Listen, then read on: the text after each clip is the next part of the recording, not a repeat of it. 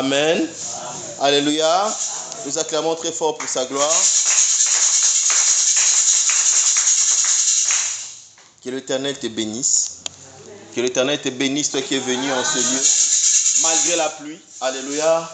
Malgré la pluie, nous avons voulu honorer notre engagement dominical, matinal. Alléluia. Alléluia. Que l'Éternel te bénisse. Parce qu'il est là pour nous bénir. Il est là pour nous soutenir. Alléluia. Alléluia. Quand on n'a plus de soutien, quand on n'a plus d'abri, quand on n'a plus de recours, c'est vers Dieu que nous devons nous tourner. Parce que lui, il est le secours qui ne manque pas dans la détresse. Et je sais que l'Éternel va se souvenir de quelqu'un ici. Alléluia. Alléluia. Et on recourt à Dieu dans la prière. C'est en passant par la prière que l'on recourt à Dieu. C'est en passant par la prière qu'on déverse son cœur vers Dieu. Alléluia. Alléluia. Je n'étais pas l'orateur de ce matin. Je pense que vous l'avez compris. Mais nous devons nécessairement parler de la part de Dieu. Je veux vous parler de la prière. La prière. Mon thème de ce matin, c'est la prière. J'ai pris l'habitude de parler de la prière quand on me demande de parler parce que c'est quelque chose sur lequel je suis en train de penser. C'est quelque chose que Dieu est en train de me donner comme réflexion ces derniers temps. Alléluia. Alléluia. Et je t'invite aussi, toi, là où tu es, à avoir de réflexions, à avoir des inspirations sur des points bien précis que Dieu doit nécessairement t'orienter. Alléluia. Alléluia. La Bible est claire, nous ne connaissons qu'en partie. Nous ne connaissons qu'en partie. La perfection n'est pas encore arrivée. Personne ne connaît toutes choses. Et il est toujours intéressant d'approfondir le peu que nous connaissons. Alléluia. Alléluia. Il est toujours intéressant d'approfondir le peu que nous connaissons, le peu que nous avons. Et surtout quand c'est le Saint-Esprit qui nous oriente. Prends le temps de méditer, c'est ça la méditation. Tu prends un sujet, la sanctification, tu prends un sujet, la prière, tu prends le sujet que Dieu te met à cœur et tu commences à réfléchir sur ce sujet-là, à mener de recherches sur ces sujets-là. C'est comme ça qu'on médite, c'est comme ça qu'on grandit aussi dans la foi. Alléluia. Amen. Alléluia. Ne juge rien pour acquis, surtout pas la connaissance. Surtout pas la connaissance. Nous allons lire dans 1 Thessaloniciens chapitre 5 au verset 17, la Bible dit « Priez sans cesse ». Priez sans cesse. On nous demande de prier sans cesse. Prier sans cesse veut dire prier sans s'arrêter, sans se stopper. Alléluia. Prier sans interruption. Comme je vous ai déjà dit ici une fois, il est impossible de faire quelque chose sans cesse. On a toujours besoin de se reposer. L'avantage avec la prière, c'est que même quand on est calme, nous pouvons encore continuer de prier parce que notre esprit peut aussi prier. Ceux qui ont eu le don de parler en langue ont peut-être eu à expérimenter cela. Tu es en train de dormir, tu te réveilles la nuit et tu sens comme si tu priais en langue. Alléluia. En ton esprit, comme si tu priais en langue, comme si c'était un rêve, comme si c'était inconsciemment, mais tu priais en langue. Moi, ça m'est arrivé à plusieurs reprises. À plusieurs reprises. Alléluia. Ma bouche est fermée, je suis en train de dormir, mais je ne rêve pas. Je me réveille et je sens que mon homme intérieur est en train de prier Dieu. Mon homme intérieur est en train de prier Dieu. Ça m'arrive de fois, tu es dans un lieu, tu ne sais pas prier à haute voix et tu ne veux pas indisposer les gens parce que tes lèvres vont commencer à taper dans les vides. Tu commences à prier intérieurement. Tu pries dans ton cœur, mais tu pries en langue dans ton cœur. Alléluia, alléluia. Alléluia, c'est une possibilité, c'est un don que Dieu donne à ses enfants pour nous permettre de prier également sans cesse, même dans des lieux tumultueux, même dans des lieux où la prière peut indisposer, même dans des lieux où la prière ne serait pas bienvenue, que tu puisses prier en secret, prier sans cesse. Je t'invite, mon frère, ma soeur, à prier sans cesse. La prière est l'arme que Dieu nous a donnée. La prière est l'arme que Dieu nous a donnée pour pouvoir changer les choses. La prière, c'est toucher le cœur de Dieu et fait agir son bras. Alléluia, alléluia. La prière est l'instrument qui nous permet de toucher le cœur de Dieu et de faire agir son bras. Il y a une femme qui s'est approchée de Jésus, qui a touché le bout de la robe de Jésus. Et cette femme a été guérie sans que Christ ne l'ait dit, va, tu es guéri.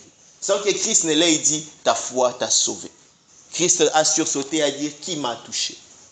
Alléluia. La prière, c'est toucher le cœur de Dieu et fait agir son bras. Quand tu es dans des difficultés, quand tu es dans des problèmes et tu as la force de prier, laisse-moi te dire, c'est ce qui est fondamental, c'est ce qui est essentiel, parce que quand tu te lèves pour prier, tu ne rateras pas. Tu ne rateras pas. Tu n'échoueras pas. Voilà pourquoi on dit, celui qui peut prier peut tout faire.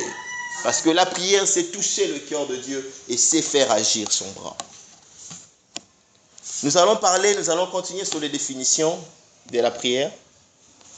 Comme définition, aujourd'hui, nous allons parler de 2 définitions de la prière. Ce sont 2 définitions communes que les gens parlent quotidiennement, mais qui se ressemblent. La première définition est: la prière est le mouvement de l'âme vers l'au-delà ou un être suprême. Alléluia, alléluia. La prière est le mouvement de l'âme vers l'au-delà ou un être suprême. Deuxième définition de la prière, on dit: la prière est le mouvement de l'âme tendant à une communication spirituelle avec Dieu. Alléluia. Amen. Mouvement de l'âme tendant à une communication spirituelle avec Dieu. Et vous voyez que nous rentrons encore dans la communication parce que déjà nous avions parlé et dit que le moyen d'entrer en contact avec Dieu, c'est communiquer avec Dieu. Alléluia. Nous avons également défini la prière comme étant parler avec Dieu, converser avec Dieu. C'est une communication avec Dieu. Donc la prière reste une communication avec Dieu. Celui qui sait prier, c'est communiquer avec Dieu. Et laisse-moi te dire que si tu ne communiques pas avec une personne, tu ne sais pas faire grandir votre intimité. L'intimité ne s'accroît qu'au fur et à mesure qu'on entre en contact l'un de l'autre. Alléluia. Amen. Alléluia. Tu deviens intime à une personne quand tu es tout le temps en contact avec cette personne-là. Quand vous communiquez, quand vous partagez vos secrets, tu deviens intime. Vous pouvez être marié sans être intime. Vous pouvez être de la même famille sans être intime. Moi, je connais des personnes qui sont plus intimes à moi que mes frères de sang. Alléluia. Amen. Alléluia. Alléluia. Je connais dans ces familles où l'enfant est plus intime à sa mère que le papa, où la fille est plus intime à son père que la maman. L'intimité n'a rien à voir avec le couple. L'intimité n'a rien à voir avec la filiation. L'intimité a à voir avec le fait de communiquer, de partager ce secret. Alors je t'invite aujourd'hui d'être intime avec Dieu, de communiquer avec lui, de partager tes secrets avec lui. Alléluia. Je pense qu'on ne pourra pas développer ça aujourd'hui. C'est une 3e définition qui se rapproche également de ceci. Ça part toujours de mouvement où on dit la prière est un véhicule qui nous rapproche de Dieu. Alléluia. La prière est un véhicule qui nous rapproche de Dieu. J'aime cette définition-là. Parce que vous savez, quand on a un véhicule et qu'on est dans ce véhicule-là, soit on est passager, soit on est chauffeur. Alléluia. Amen. Alléluia. Et Dieu n'est pas le chauffeur parce que la prière nous rapproche de lui. Donc le véhicule qui est la prière est soit conduit par nous, soit conduit par une autre personne. Et il est intéressant qu'au volant, que ce soit toi, soit le Saint-Esprit. Alléluia. Alléluia. Si c'est le Saint-Esprit qui est habitué à te conduire, le jour où le Saint-Esprit ne sera pas là, tu seras dans la lourdeur. Tu ne pourras pas conduire. Tu ne pourras pas avancer. Vous allez voir des personnes qui sont habituées à prier. Ils prient dans les nuits de prière, là où la présence d'Esprit descend. Alléluia.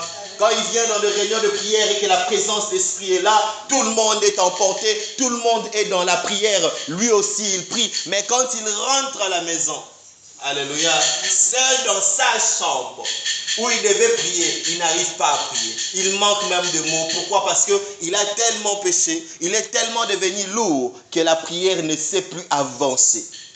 Il est intéressant que le chauffeur soit le Saint-Esprit, mais il est intéressant que le chauffeur soit aussi toi. Qu'est-ce que je veux dire? Que la prière de temps en temps, c'est à toi de conduire cette prière-là. Le Saint-Esprit ne commencera pas toujours avec toi au début. Non, des fois tu dois avancer, foncer. Même si tu es dans les embouteillages, tu forces et le Saint-Esprit vient te rejoindre. Alléluia. Alléluia. La prière est un véhicule qui nous conduit vers Dieu. Ceux qui ont appris à conduire savent que tous les véhicules ne se conduisent pas de la même manière. Nous avons des véhicules automatiques, nous avons des véhicules manuels. Si tu as appris à conduire ce qui est automatique, quand on te donnera la voiture manuelle, tu auras du mal. Alléluia. Alléluia. Et moi, je connais même des personnes qui disent à ceux qui ne conduisent que les automatiques que tu ne sais pas conduire. Parce que conduire là, c'est conduire la voiture manuelle. Et la voiture manuelle, c'est quand tu es seul sans le Saint-Esprit.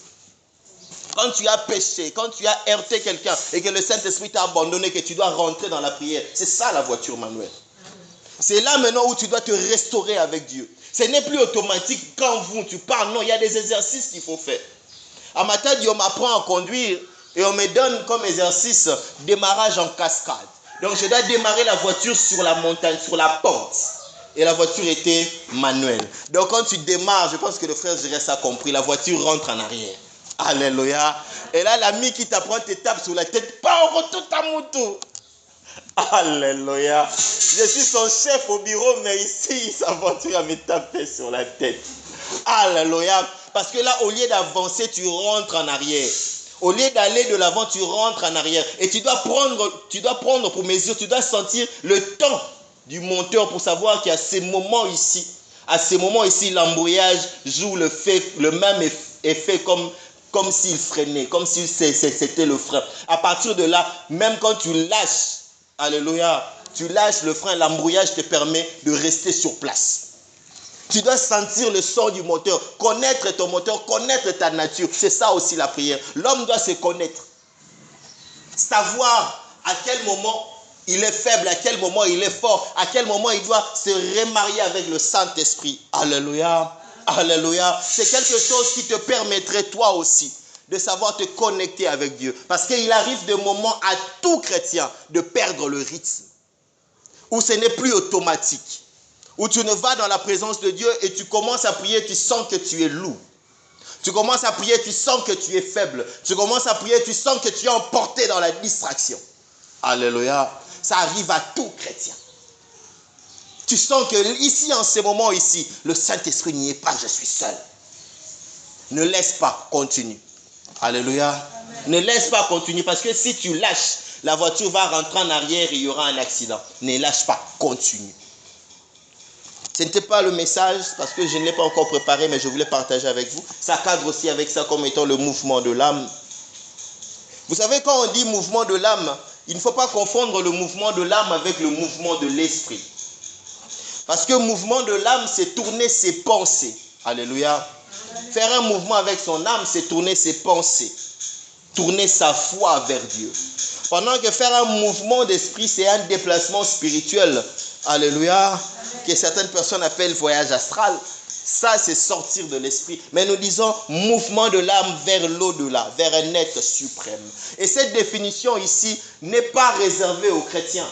Cette définition ici est réservée à toute personne qui est croyant. Parce qu'on dit vers l'au-delà, vers un être suprême. Vers l'au-delà, tu peux avoir des esprits, tu peux avoir les ancêtres. Il y a de ces personnes qui prient leurs ancêtres. Il y a de ces personnes qui prient des esprits. Il y a de ces personnes qui prient des hommes. Alléluia. Un homme vivant, il est en train de prier cet homme-là. À l'époque de Pharaon, à l'époque de César, on priait le César, on priait le Pharaon comme étant de Dieu. C'était de Dieu sur terre. Voilà pourquoi Dieu a dit à Moïse, je te ferai Dieu pour Pharaon et Aaron sera ton sacrificateur. Parce que Moïse avait grandi dans la cour de Pharaon et savait que Pharaon était un Dieu sur terre. Il y a de ces personnes qui prient d'autres hommes comme étant de Dieu. Alléluia. Mouvement de l'âme et non pas mouvement de l'esprit, j'insiste. Ce sont nos pensées qui se tournent vers Dieu pour nous chrétiens. Mais pour les autres, les animistes, les idolâtres, ou bien ceux qui évoquent les morts, les nécromanciens, ce sont leurs pensées qui se tournent vers le mort, vers les idoles, vers les hommes. Nous chrétiens, nous savons que notre Dieu est un Dieu jaloux, qui ne partage pas sa gloire avec autre chose, qui ne partage pas sa gloire avec une autre personne, avec une autre entité. Donc nous ne pouvons pas tourner nos pensées vers autre chose si ce n'est Dieu. Alléluia. Alléluia. Nous ne pouvons pas tourner nos pensées vers autre chose si ce n'est Dieu.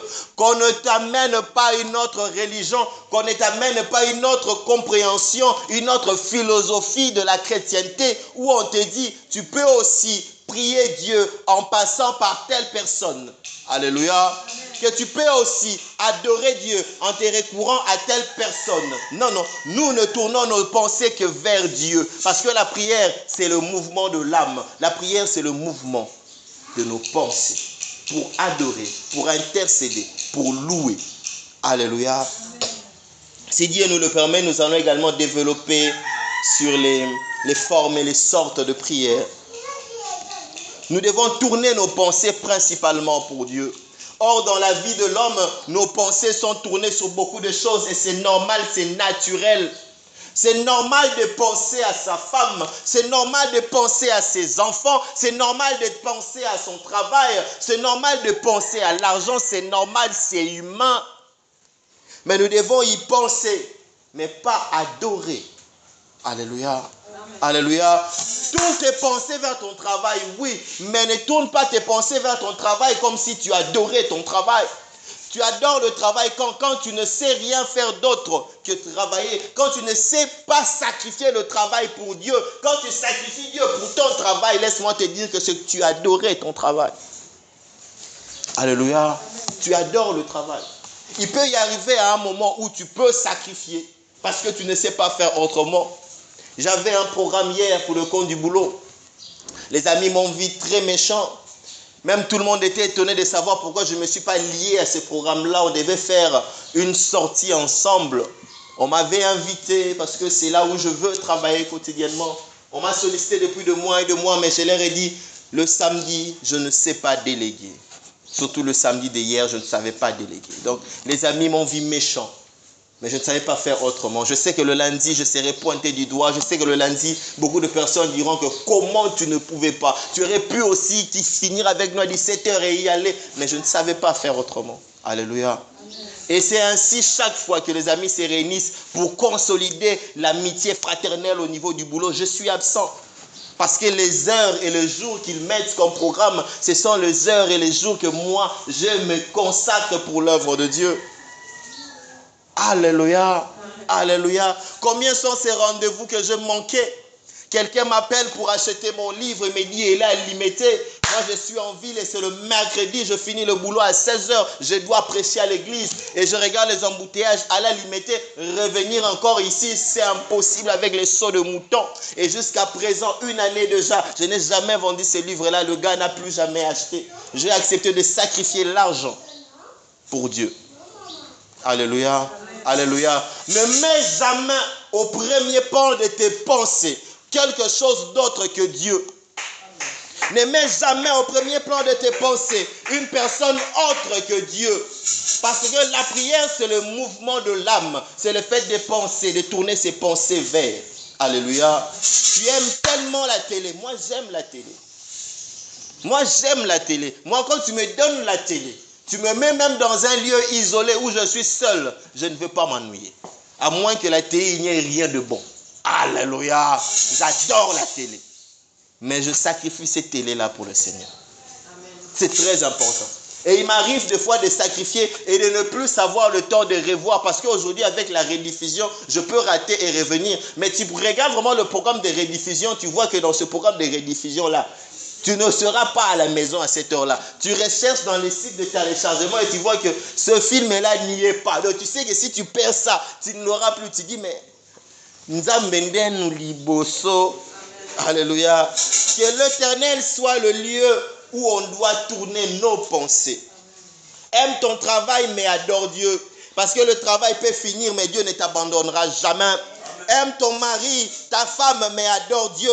Un couple peut se séparer par le fait des hommes ou de la mort, mais Christ est l'ami fidèle qui ne t'abandonnera jamais. Aime l'argent, mais adore Dieu. L'argent peut manquer dans le besoin, mais jamais l'Éternel, ton Dieu.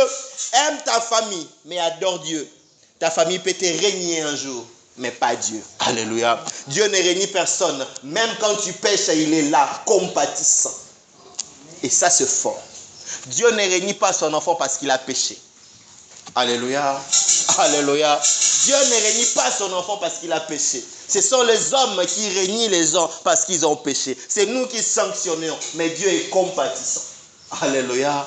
Alléluia. Même quand tu pèches, il est encore compatissant, il est encore magnanime pour toi. Même quand tu pèches, il reste ton Père. Au moment où quand tu choques ta famille, la famille peut se diviser, on peut te rejeter, on peut t'effacer de la liste des héritiers parce que tu as offensé le Père, parce que tu as offensé la mère, parce que tu as outragé le frère.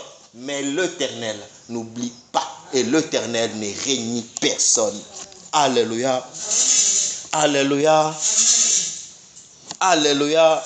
Que l'Éternel soit l'objet de toutes nos pensées, de tout notre cœur et de toute notre intelligence. Il est très important. Alléluia. Amen. Alléluia. Il est très important pour nous de comprendre cela, que nous devons nécessairement tourner nos yeux en entièreté vers l'Éternel. En entièreté. De mouvement de l'âme, de mouvement de la pensée. La prière, c'est ça. Prendre ses pensées et mettre vers Dieu. Et quand tu prends tes pensées, que tu tournes vers Dieu, c'est que tu réalises quelque chose, tu visualises quelque chose. Alléluia. Amen. Je ne tourne pas seulement mes pensées vers Dieu parce que je veux l'adorer.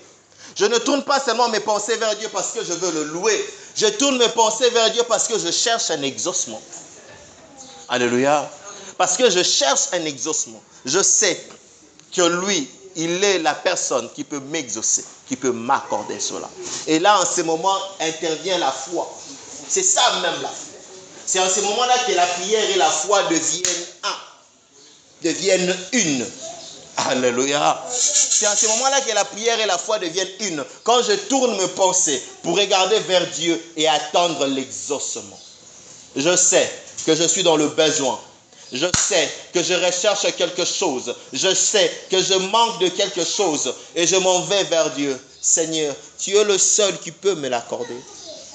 Seigneur, tu es le seul qui peut ouvrir cette porte pour moi. Seigneur, tu es le seul qui peut m'exaucer. Là où mon père n'a pas pu, là où ma mère ne pourra pas, là où mes frères ne pourront pas, toi, Seigneur, tu es en mesure de le faire. Dis juste un mot. Alléluia. Dis juste un mot. Je dis ça en parole, mais mes pensées visualisent l'Éternel parce que je sais que c'est lui qui est le rémunérateur de ceux qui le cherchent. Alléluia. C'est lui qui est le rémunérateur de ceux qui le cherchent. Notre prière doit être assise sur quelque chose. La prière d'une personne doit être assise sur quelque chose. Il est très important que ta prière, ça soit sur l'évidence que l'Éternel peut tout. Alléluia. Que l'Éternel peut tout. Parce que quand je suis dans le besoin et que je me tourne parce que l'Éternel peut tout, je ne douterai pas, je n'hésiterai pas et je ne calculerai pas. Combien sont ces fois où nous sommes allés prier? Seigneur, j'ai besoin d'un travail. Mais tu es en train de réfléchir. Si j'appelle le frère tel, bien sûr, j'appelle la sœur telle, ils pourront m'aider au moment où tu es en train de prier le Seigneur. Non, oublie d'abord les hommes. Là, en ce moment, prie Dieu. Parce que l'Éternel est en mesure d'envoyer même un corbeau. Alléluia. Il est en mesure d'envoyer un corbeau. Et le corbeau, c'est quelqu'un à qui tu n'as rien demandé. Et c'est quelqu'un à qui que tu ne diras pas merci parce qu'il ne comprend pas ton langage. Élie au torrent de Kérit n'a pas discuté avec des corbeaux. Mais nous, aujourd'hui, nous commençons à nous accrocher aux corbeaux. Dieu ne lui a envoyé qu'une seule fois t'aider. Il n'était que là pour une seule fois. Mais toi, tu as commencé à insister. Le corbeau n'est pas passé, tu l'appelles. Si tu ne m'aides pas, je ne sais pas comment je vais m'en sortir. Tu oublies Dieu. Alléluia. Là, tes pensées sont maintenant tournées vers un homme pour l'exaucement et non plus vers Dieu. Alléluia. Alléluia. Tourne tes pensées vers Dieu en oubliant les hommes, en oubliant papa, en oubliant maman, en oubliant Yaya, en oubliant le président, mais juste regardant vers l'Éternel qui peut agir. Il peut aujourd'hui décider de t'envoyer un corbeau, demain t'envoyer un serpent, demain t'envoyer un lapin, l'autre demain envoyer un chien ou un chat pour t'assister. Il est en mesure.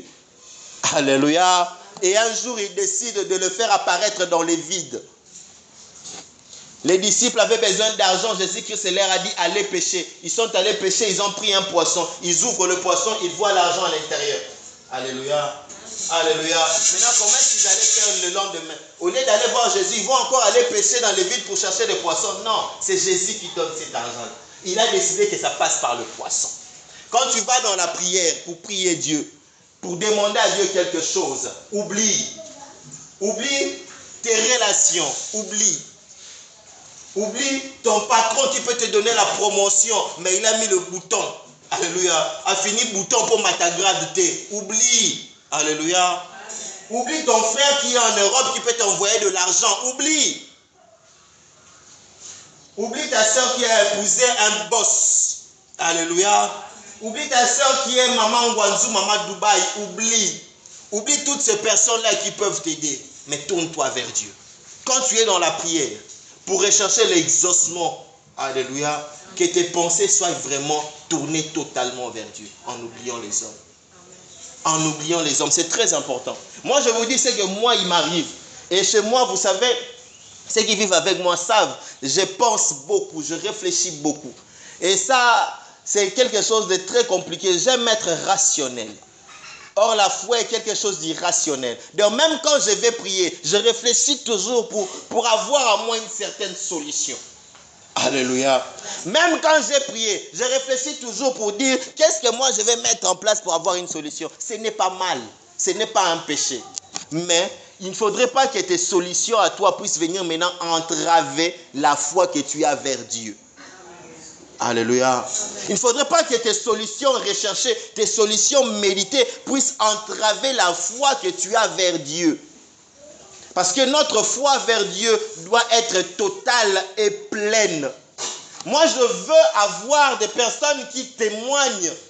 L'Éternel m'a assisté dans un endroit où je n'avais pas de secours. L'Éternel m'a ouvert une porte là où je n'avais rien vu. Un homme a dit, il est spécialiste de portes qui manquent de serrures dans des murs et les eaux. Donc là où les gens ne voient pas de porte, l'Éternel ouvre une porte. Personne ne pouvait s'imaginer qu'il y avait un passage là, mais l'Éternel le donne. Alléluia, alléluia. Moi je vais voir des personnes sortir, émerger, devenir grands sans avoir eu de mentor. Personne n'était accompagné pour aller à Ngwanzou. Personne n'était accompagné pour aller à Dubaï. Personne n'était pistonné. Mais l'Éternel t'a touché, t'a envoyé, t'a guidé. Oui, c'est possible. Amen. J'ai connu des frères ici dans cette église qui sont devenus des musiciens de talent. Mais ils n'avaient chanté nulle part à part d'être membres de cette église. Amen. Ils sont venus enfants, ils sont devenus musiciens, musiciennes de talent. Alléluia. Alléluia. L'Éternel est celui qui façonne même dans le néant. L'Éternel est celui qui transforme ce qui n'avait pas de forme. Exactement comme la terre était uniforme et vide. Exactement, l'Éternel peut aussi te donner la forme et te rendre florissant. Alléluia. Alléluia. Moi, j'ai connu des personnes qui n'ont pas étudié, qui sont aujourd'hui de grands pasteurs, qui parlent un français impeccable. Maman sait. Alléluia. Sa famille prie dans une église. Quand tu entends ce pasteur-là penser, parler, tu as l'impression qu'il a fait de grandes études. Je ne sais pas s'il a régularisé. Mais le pasteur est devenu membre d'une église francophone, dirigée par un missionnaire blanc. Et lorsque le missionnaire blanc avait fini sa mission, voulait rentrer et laisser l'église. C'était encore à l'époque où les pasteurs laissaient l'église à leurs collaborateurs et non pas à leurs enfants. Alléluia. Il voulait rentrer et laisser l'église. Il n'était pas mort. Il était en vie. Dieu l'a appelé ailleurs. Il laissait l'église à son collaborateur. Et il a choisi parmi les collaborateurs qui ne connaissaient pas le français. Et ils étaient non loin du campus. L'université. Alléluia. L'université du Congo, la référence. Ils étaient non loin. Mais le pasteur pourrant, comme héritier spirituel, un serviteur qui ne connaissait pas le français, qui doit devenir pasteur titulaire d'une église francophone, qui n'est pas loin de l'université de Kinshasa. Alléluia. Et le gars n'a pas eu honte. Chaque dimanche, il prêchait son français de Tengu. Il prêchait comme ça. Il n'avait pas honte. C'est comme ça qu'il prêchait. Parce que Dieu n'agit pas parce que tu as parlé un français pimpant neuf. Non, Dieu n'agit pas parce que tu as des diplômes. Dieu agit parce que simplement il t'a fait grâce. Amen. Et la grâce de Dieu est manifeste avec des personnes qui n'ont pas de forme, des personnes qui sont vides, des personnes qui sont faibles. Dieu, avant d'envoyer Gédéon en guerre, dit à Gédéon, L'armée là que tu as est encore nombreuse. Katabango. Dis-leur qui veut aller, qui ne veut pas aller. Ceux qui ne voulaient pas s'en rentrer. Il dit, ils sont encore nombreux. Mais ils devront regarder les adversaires. Alléluia. Parce que Dieu voulait faire éclater sa gloire. Premier dimanche, les pasteurs prêchent. Ceux qui étaient habitués à l'entendre sont restés. Mais ils n'avaient pas honte de leur pasteur aussi. Ils ont commencé à inviter. Alléluia. Ils invitent. Et en invitant, ils ont invité des étudiants du campus. Alléluia. Moi, j'étudie au campus.